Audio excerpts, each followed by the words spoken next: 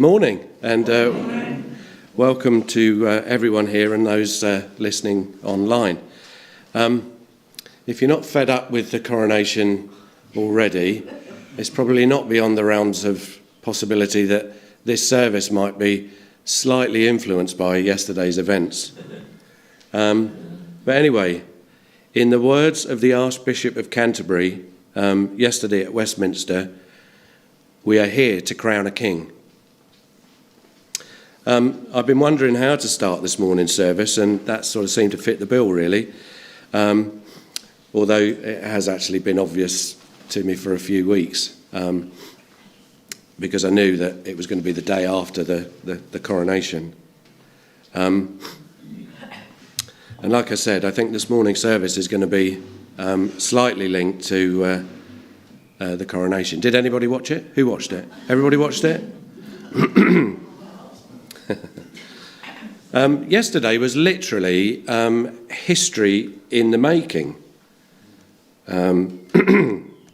Is there anyone here who's seen more than two coronations or lived through more than two coronations? Do you remember it? I'm not sure whether anybody really wants to admit to that, but thanks, Frank. I'm far too young to remember the Queen's coronation clearly, but I have seen bits of it over the years. You know, I think it was the first coronation to be televised. Is that right? But yesterday I was watching it, and I was, you know, I mean, everybody enjoys all the sort of the history and the pomp and the ceremony and all that sort of thing. But I was struck yesterday by when he was anointed. Okay, and the screens came round, and they wanted to anoint Charles. So and symbolically, they take off his royal robes, and he's just standing there or kneeling there before God, symbolising that he's just a man, which I found quite moving. I didn't realise that happened before. So bearing that in mind, I want to ask you a question. How have we come to church this morning? Have we come this morning with all the stress and the worries of the week still in the front of our mind? Or have we symbolically stripped everything away so that nothing gets in the way of our praise and worship this morning? So that's something to think about just as we sort of get going. Couple of things before we get going completely. We're going to have a celebration lunch afterwards, shared lunch, so everybody's welcome. Don't worry if you haven't brought anything.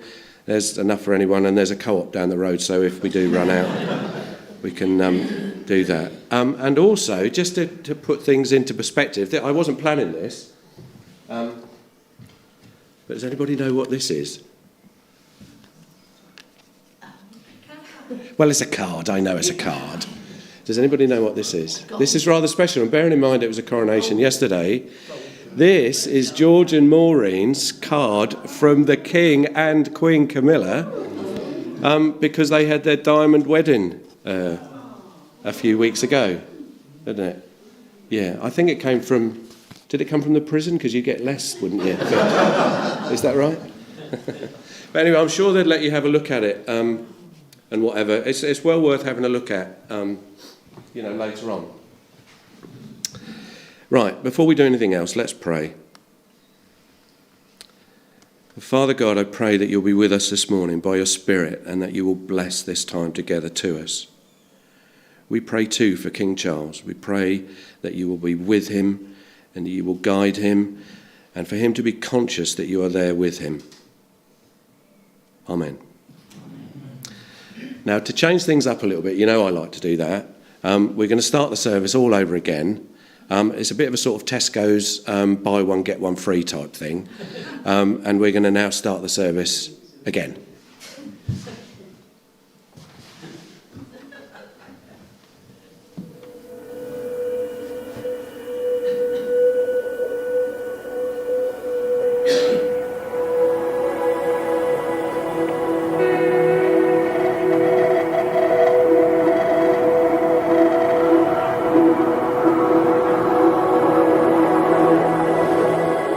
There was a moment when the lights went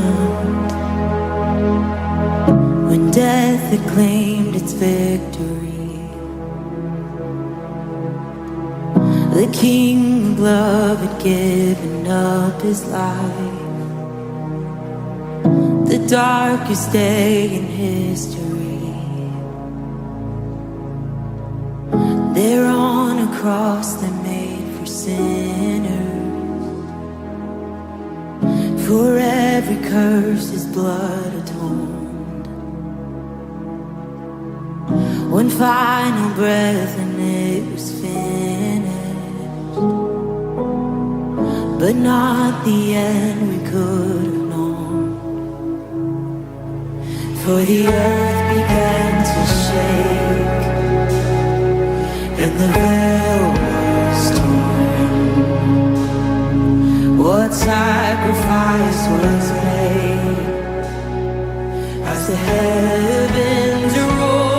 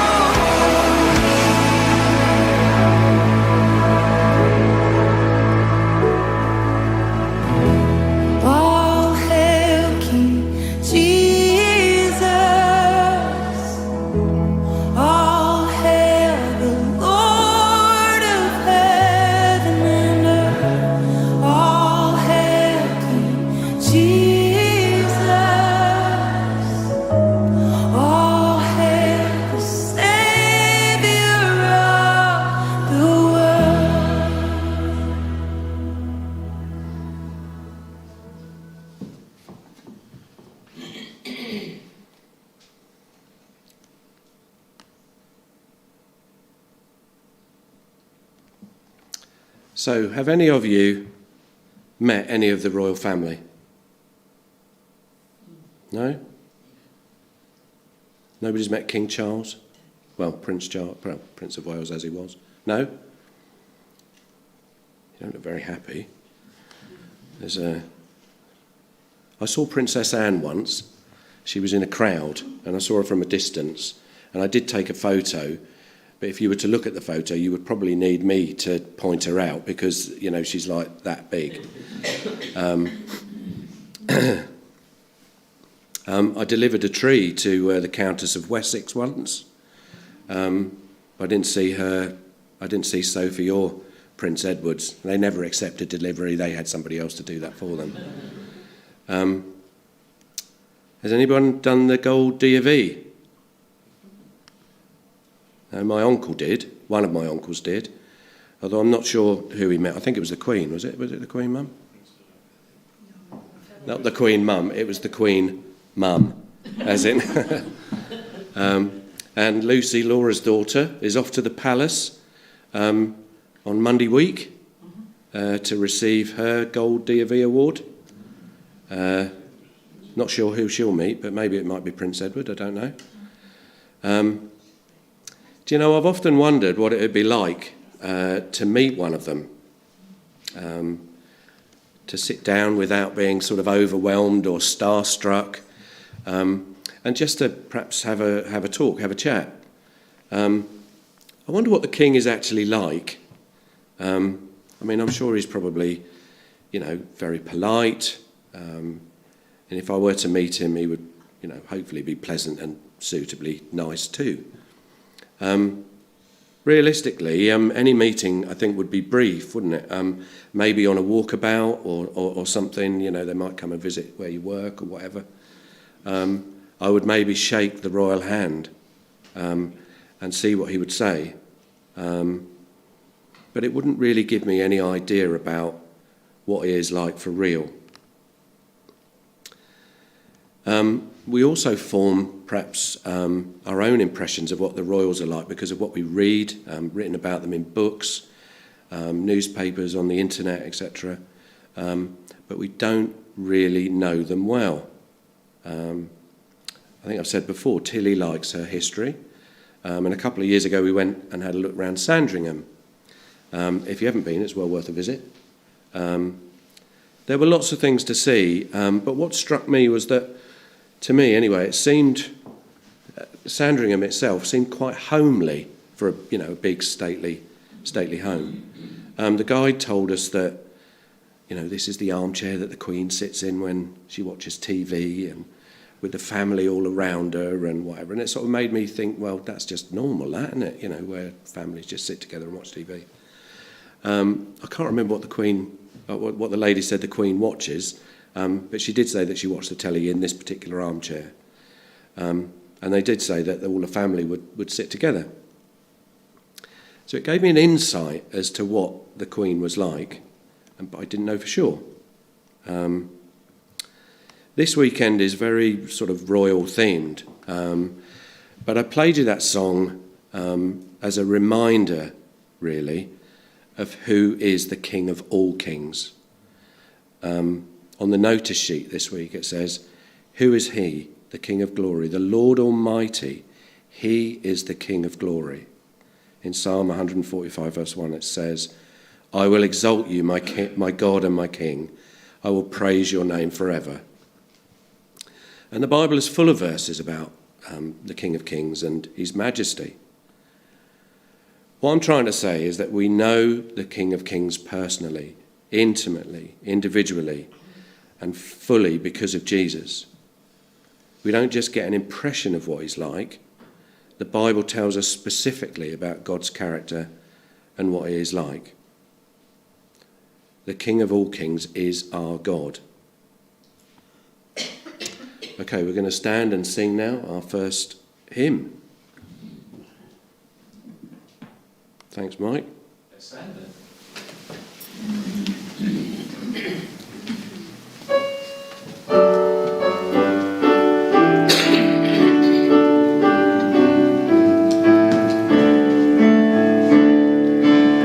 Crown him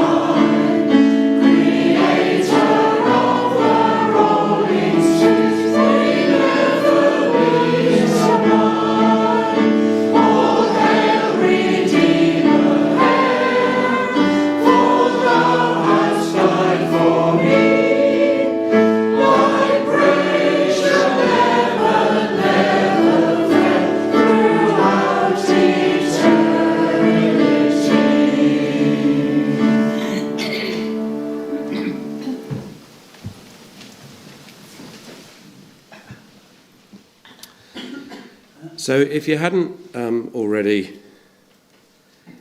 gathered, this morning is an all-age service, which hopefully means there's something in there for everybody.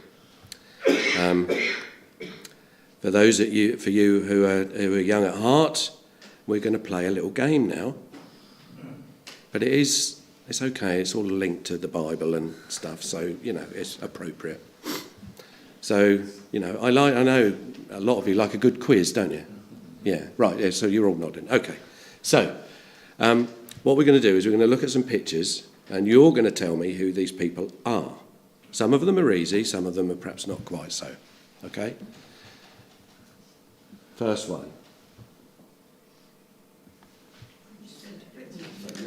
Oh, you're all so clever, aren't you? My days.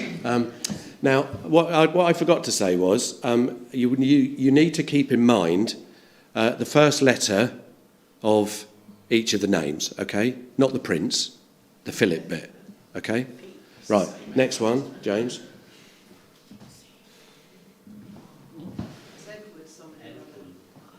No, I'm afraid it isn't, Karen. No. Alfred. Who? Alfred? No. Harold. No. Harold, no. Richard? No. John. Eventually you'll get to the right name, won't you? There was only one of these kings. No, a bit later than that. It's around about 1100 and something. Sorry? Swain Forkbeard. No, it's not. No. He has got a beard. Come on, Andy, what do you think? There is nobody here this morning called by this name. Robert, I don't know. No, well, that was that, yeah. I don't know whether we've had a King Bob, have we? No. Go on then. Rufus. No. Have we had a King Rufus? I thought it was something to do with children's TV, wasn't he? Rufus? Stephen. King Stephen, that is. King Stephen. I'm surprised you never got that one, to be fair. Now you're going to have to give me a little bit of poetic licence, because in order to make the word that I wanted to make, I had to sort of be a little bit creative. So, right, next one. So, P.S. Yes? Albert. Prince Albert. Yes, okay. Right, so we've got an A. Right, next one. Now, this is not English. Louis the what? I don't know. You've got a choice of 18, to be fair. So, yeah. So I think that's King Louis the 18th. At least that's what it said in Google, anyway. Okay. L. Yes. Got L. Right. Next one. Mary. Not Mary. No. Matilda. Yes. So anybody knows whose wife this was? It could have been Queen Matilda that was fighting with Stephen at the time. No, it wasn't. It was William the Conqueror's wife.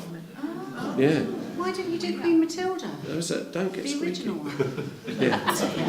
So it's Queen Matilda. It's Queen Matilda. And the last one, right, and this is really an easy one to finish. What is 100 take away 2? 98. And what have we got? Psalm 98. Psalm 98. Shona, over to you. You're going to read Psalm 98 I'm like you. in a big, loud voice. Right, Psalm 98. Sing to the Lord a new song, for he has done marvellous things. His right hand and his holy arm have worked salvation for him. The Lord has made his salvation known and revealed his righteousness to the nations. He has remembered his love and his faithfulness to the house of Israel. All the ends of the earth have seen the salvation of our God. Shout for joy to the Lord, all the earth. Burst into jubilant song with music. Make music to the Lord with the harp and the sound of singing, with trumpets and the blast on the ram's horn. Shout for joy before the Lord the King. Let the sea resound and everything in it, the world and all who live in it. Let the rivers clap their hands. Let the mountains sing together for joy. Let them sing before the Lord, for he comes to judge the earth. He will judge the world in righteousness and the people with equity. Thanks, Shona. Does everybody remember that from the coronation yesterday?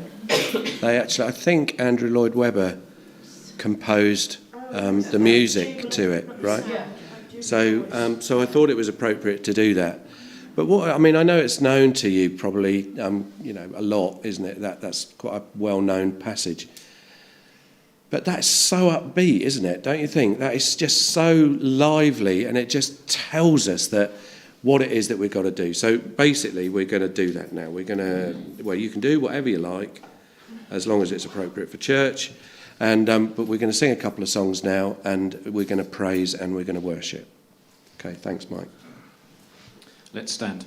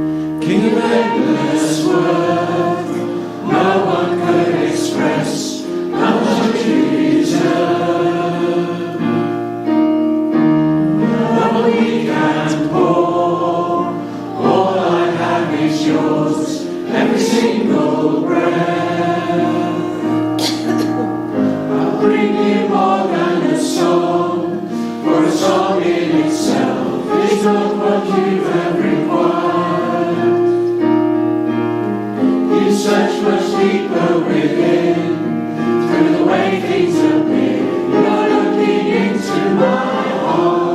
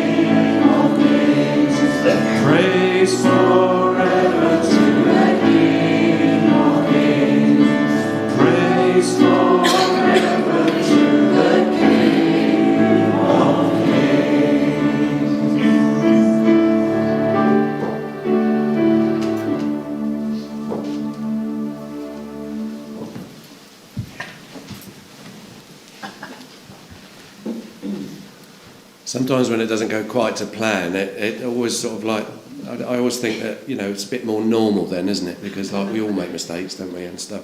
We just couldn't work out what the name of that song was. At the beginning, we all knew it.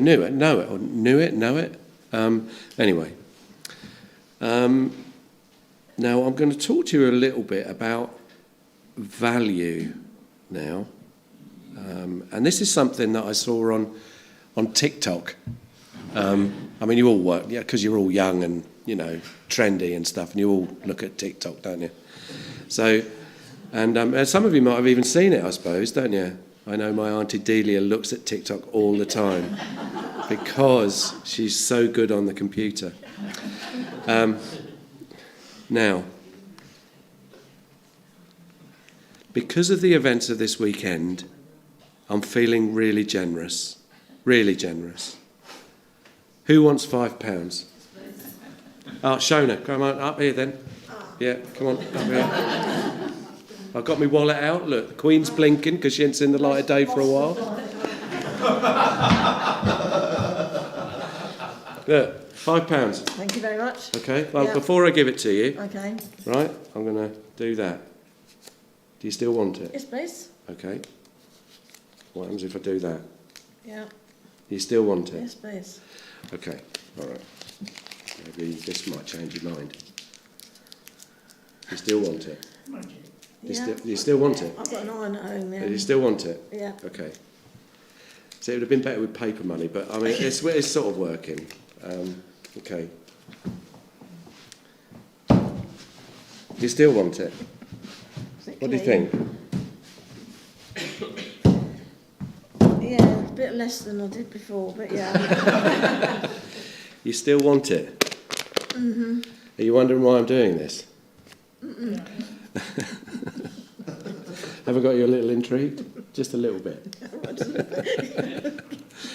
Apart from being very generous, obviously, and be honest, who wouldn't want to be given money? And if anyone wants to see me after the service, then I really don't mind if you want to give me money. And if you haven't got cash, I've got a card reader. So why did Shona still want the money after I'd done so much to it? Greed? No, she's not a greedy person. Why did she still want the money after I folded it, I screwed it up, I stamped on it, smashed it, did whatever? Go on, Peter. Because it still had the same value. Oh, now, he's really clever. You're preaching in a few weeks' time, aren't you?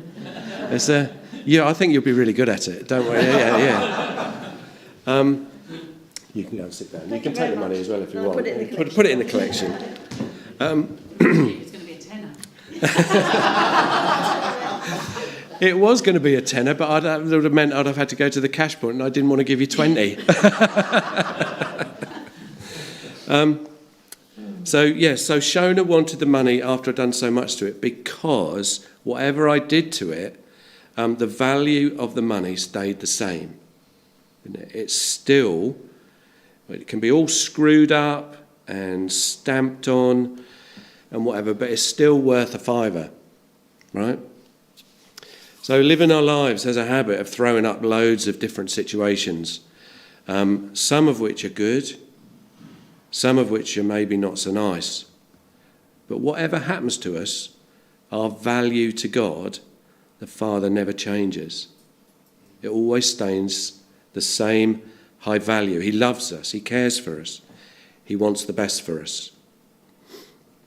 Now, I don't know who needs to hear this today, but I was prompted to write this down and read it out to you.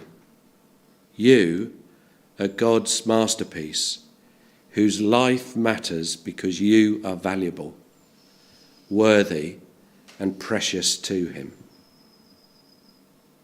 Now, in the words of our absent pastor, wow. Do you not think? That's a bit of a wow. Do you want me to read that again? You, even Maureen and Jackie and even Howard, right? You are God's masterpiece, whose life matters because you are valuable, worthy, and precious to him. Come on, everybody should say wow over that, shouldn't they? Wow, wow. Yeah. Your enthusiasm is overwhelming.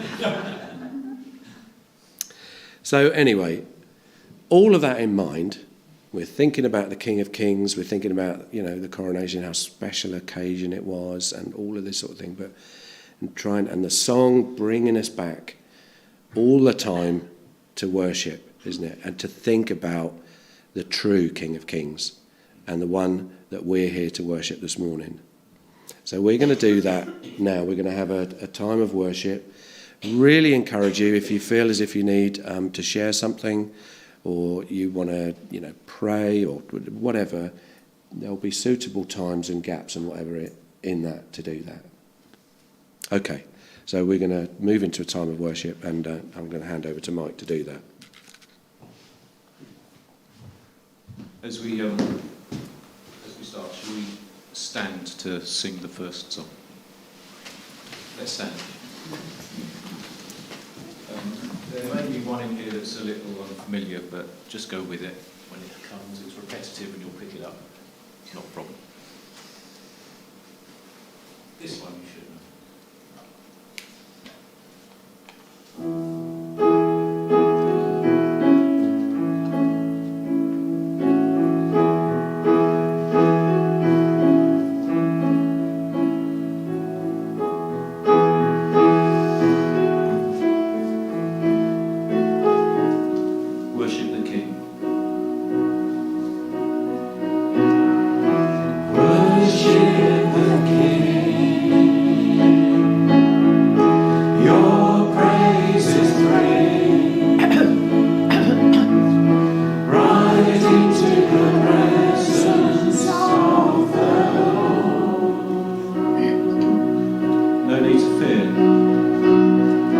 No need to fear.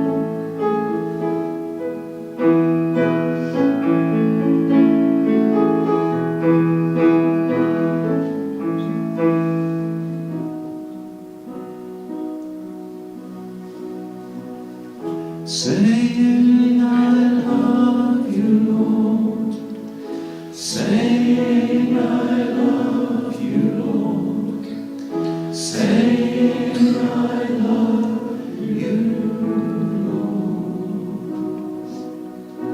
I love you, Lord.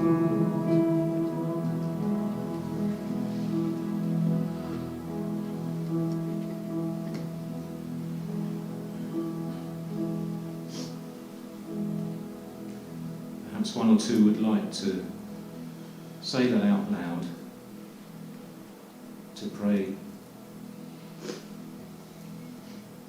to adore, to worship God.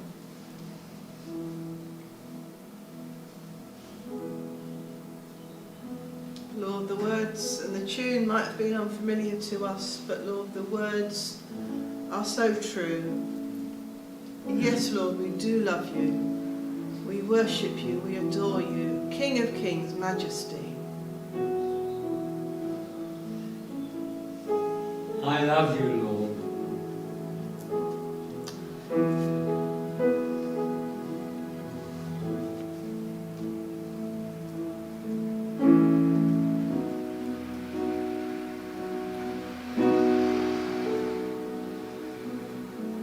It says in your word, Lord, that we love you because you first loved us.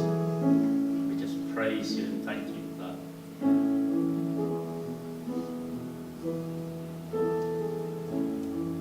Lord, thank you that we can come before you, King of Kings, Lord. We can come and praise and worship you for who you are and for what you've done.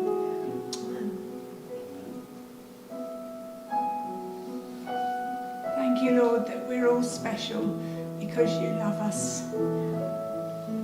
I love you, Lord, and I lift my voice to worship you.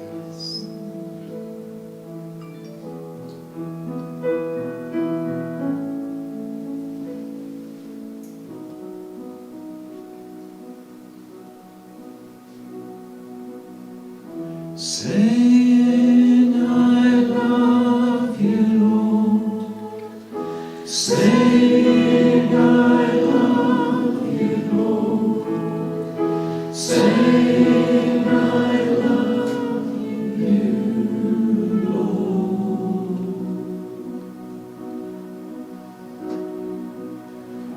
Worship the King. Your praise has ring right into the presence of the Lord.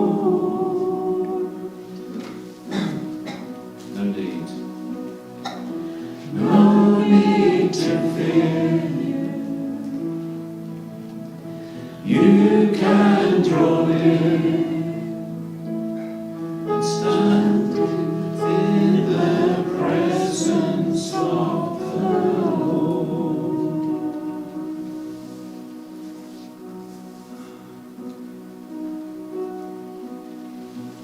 I love you, Lord.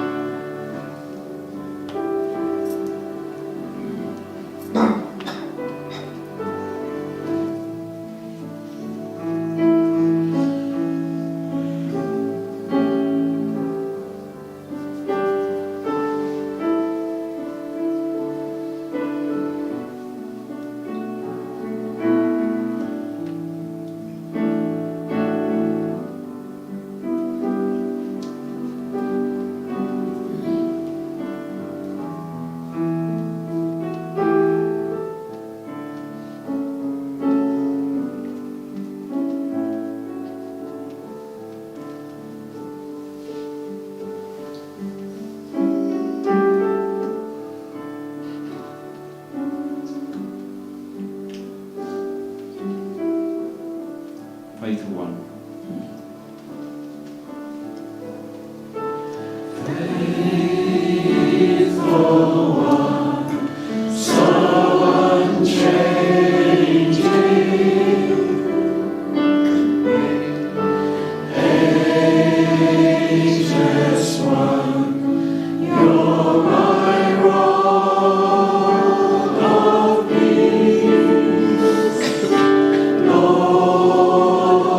Lord,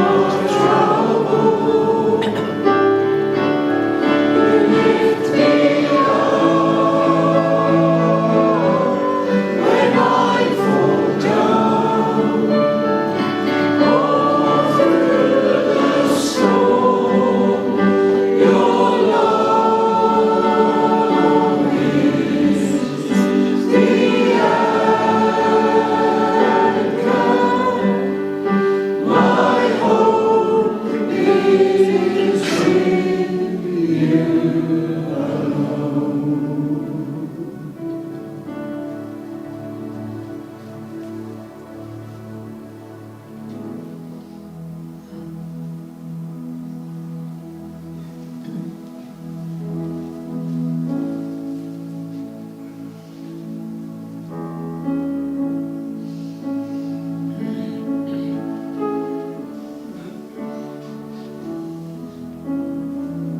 we stand?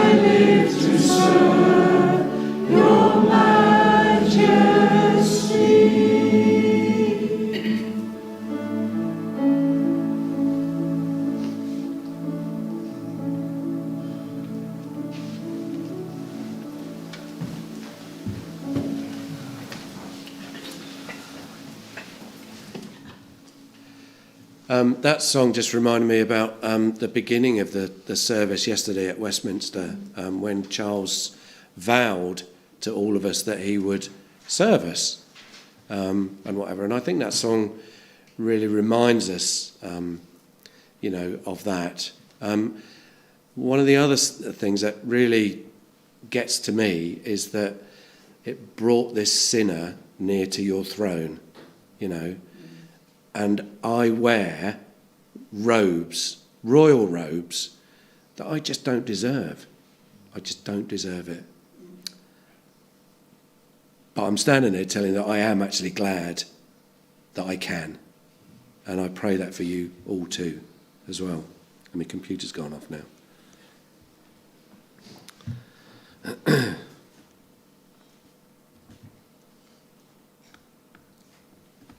we go. We're going to go through and have lunch shortly. We're going to also, I need to remind you that there's no evening service this evening. And we're going to have a good time next door, aren't we? We're going to have fellowship together. Now, anyway. Now to the King eternal, immortal, invisible, the only God, be honour and glory forever. Amen. Amen. Now shall we stand? Thanks, Mike.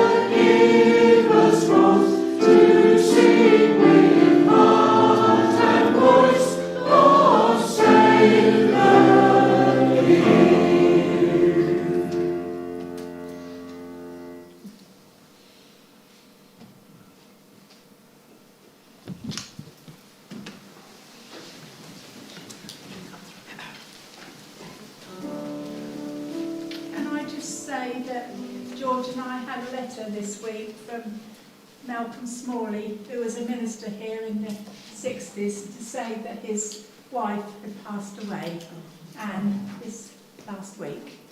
So not many of you may remember him, but he was the one that married us. Oh.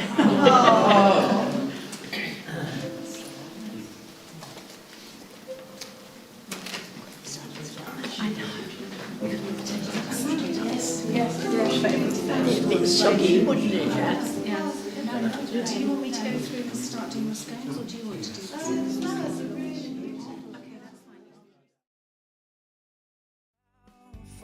So powerful, your glory fills the skies. Your mighty works displayed for all to see.